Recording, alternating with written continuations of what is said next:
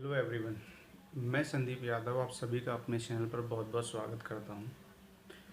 आज के वीडियो में मैं आपके सामने डिस्कशन करने जा रहा हूं सब्जेक्ट वर्ब एग्रीमेंट के एक एक करके टॉपिक बेसिस क्वेश्चन कि किस तरह क्वेश्चन एग्ज़ाम में आपके बन सकते हैं और कितने चांसेस कैसे कैसे क्वेश्चन बनाने के हैं।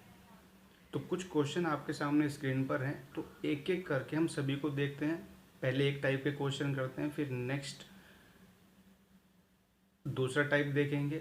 इसी तरीके से कितने टाइप सब्जेक्ट ऑफ एग्रीमेंट में बन सकते हैं उस पर हम अभी चर्चा करेंगे पूरे इस वीडियो में। ठीक है, आपका जो सब्जेक्ट ऑफ एग्रीमेंट का पार्ट है ये करीबन 3 से 4 वीडियो में आपको कंप्लीट सब्जेक्ट ऑफ एग्रीमेंट मिलेगा, जिसमें अलग अलग टॉपिक से बनने वाले अलग अलग क्वेश्चन, यानी कि किस सब्जेक्ट के अकॉर्डिंग हम वर्ब का प्रयोग करें।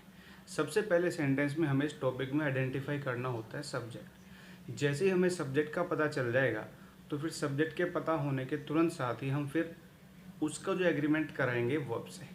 ठीक है, सिर्फ वर्ब से एग्रीमेंट कराने का मतलब है कि वर्ब आपका सिंगुलर रहेगा या प्लूरल। जैसा सब्जेक्ट का नंबर रहेगा वैसे ही आपका वर्ब रहेगा।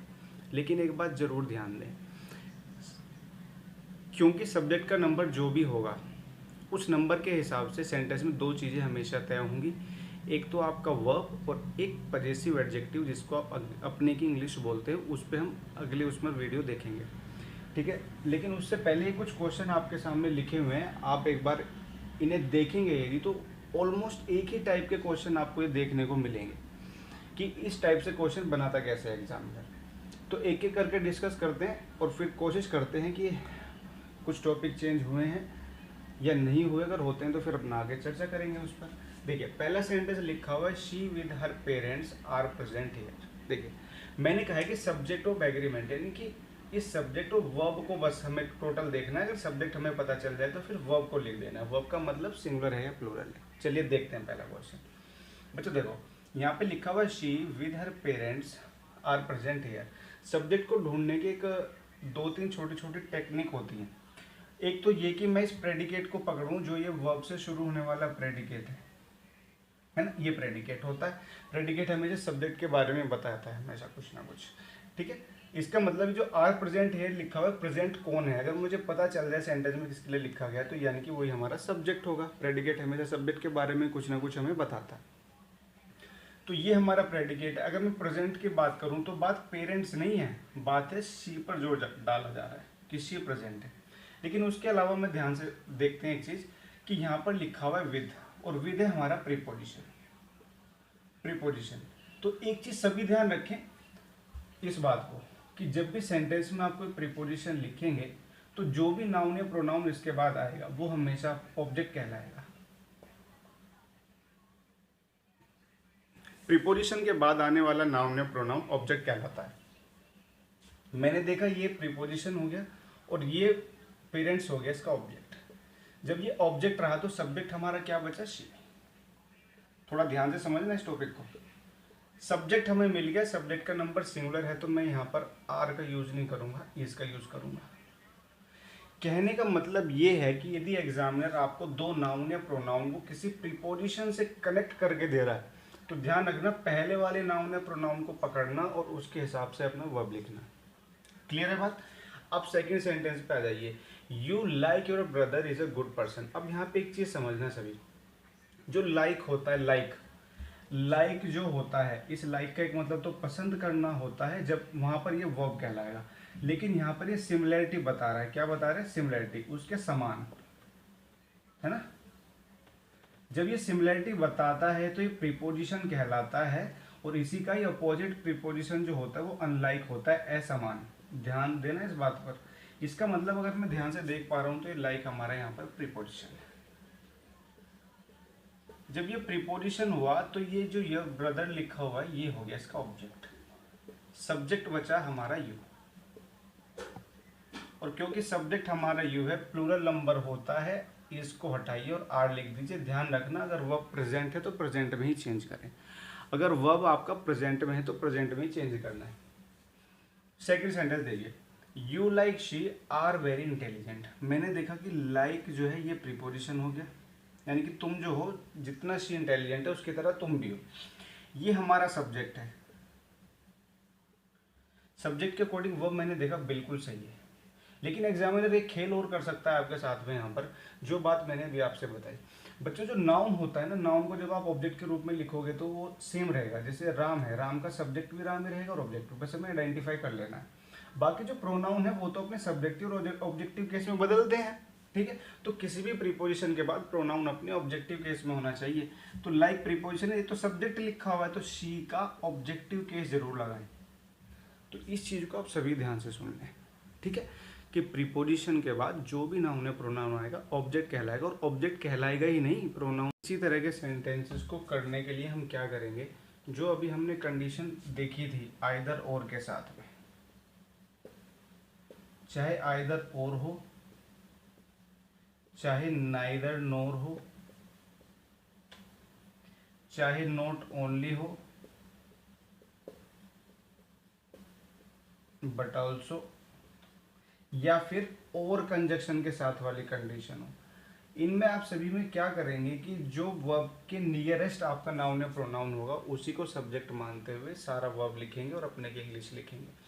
मैंने यहाँ पर देखा नाइदर लिखा हुआ है और नॉट लिखा हुआ है, एक प्रोनाउन इससे ये कनेक्टेड है और एक प्रोनाउन इससे ये कनेक्टेड है, ठीक है। ध्यान रखना यहाँ पर सब्जेक्टिव केस ही आएंगे क्योंकि सब्जेक्ट ही लिखे गए, कोई प्रीपोजिशन नहीं है, ठीक है। अब ये जो हमारा नंबर है ये सिंगुलर है और ये सिंगुलर है, तो मैं क्या करता हूँ यहाँ से आर को हटा के और यहाँ पर लिख देता हूँ इस।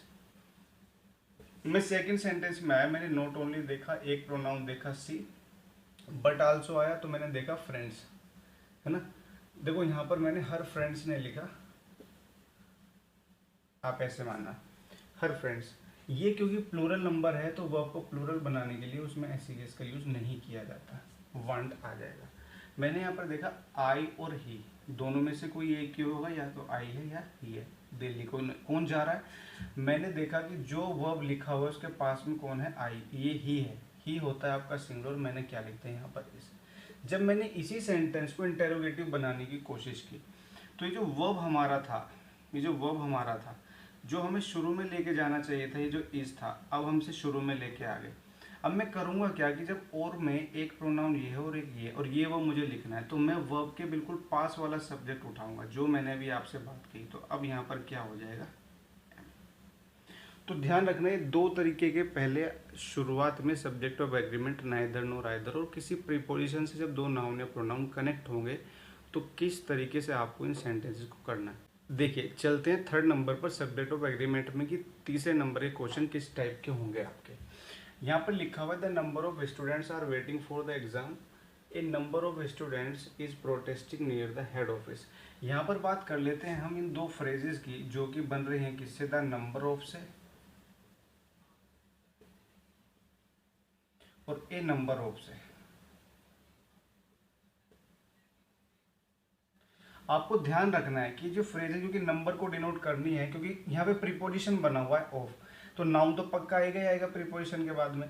तो जो भी आप नाउन इनके बाद में लिखेंगे दोनों के साथ में, नाउन हमेशा प्लूरल फॉर्म का होना चाहिए, इस बात को आप सभी ध्यान रखेंगे। द नंबर ऑफ हो या ए नंबर ऑफ हो, ठीक है। अब मैं आपको सीधा सीधा बता देता हूँ कि इस पूरे के पूरे फ्रेज में जो सब्जेक्ट हमारा है वो यहाँ पर द नंबर है और यहाँ पर ए नंबर है, ऑफ प्रीपोजिशन है, बाकी जो नाउन लिखा हुआ है ये इसका ऑब्जेक्ट बन जाएगा, चाहे कोई भी नाउन है प्लूरल फॉर्म का होगा, ध्यान रखना। कभी कभी एग्जामिनर यहाँ पे सिंगुलर भी लिख के दे देता है, एग्जाम में पूछा जा चुका है एक दो बार। अब मैं करूँगा क्या कि जो द नंबर लिखा हुआ है क्योंकि इससे पहले द आर्टिकल है, तो ये हो जाएगी एक निश्चित संख्या, डेफिनेट नंबर, जिसे आप सिंगुलर आप ट्रीट करेंगे, यानी कि जो द नंबर आपका होता है ये होता है सिंगुलर। जब मैं ए नंबर पर गया तो ए नंबर का मतलब हो गया इंडेफिनिट नंबर्स, इंडेफिनिट आर्टिकल लिखा हुआ, अनिश्चित संख्या हो गई, तो ये हो जाएगा आपका प्लूरल फॉर्म का। तो जहाँ तक अब आप समझ गए होंगे बात को कि द नंबर के अकॉर्डिंग वर्ब सिंगुलर जाएगा और ए नंबर के अकॉर्डिंग वर्ब प्लूरल जाएगा। मैंने यहाँ पर देखा the number of students plural form में लिखा हुआ स्टूडेंट, तो जो मैं वर्ब लिखूंगा द नंबर के अकॉर्डिंग वो इज आ जाएगा, क्या जाएगा, इज। मैंने यहाँ पर देखा है कि number of student is protesting near the head office, A number of लिखा हुआ है, ए नंबर ऑफ, ए नंबर का मतलब प्लूरल।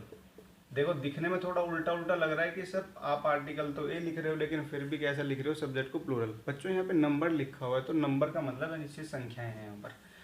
जब अनिश्चित संख्याएं होगी तो यहाँ पर क्या कर दो आप, एक बार आर कर दो, ठीक है। लेकिन एक चीज आपको यहाँ पर और समझनी है कि ए नंबर लिख के दे या ए लार्ज नंबर लिख के दे, बात एक ही है। है ना, ए नंबर हो या ए लार्ज नंबर ऑफ हो, बात एक ही है, वर्ब दोनों के साथ प्लूरल आएगा और नाउन बिल्कुल सेम चलेगा जैसे नाउन आपका होना है। आई होप कि ये वीडियो आपको पसंद आया होगा। इसी तरह के और कंटेंट लाने के लिए नेक्स्ट वीडियो में आपसे मिलते हैं, सब्जेक्ट ऑफ एग्रीमेंट के कुछ अलग अलग टॉपिक को डिस्कस करने के लिए। तब तक के लिए आप सभी को नमस्कार, बाय, जय हिंद, राम राम।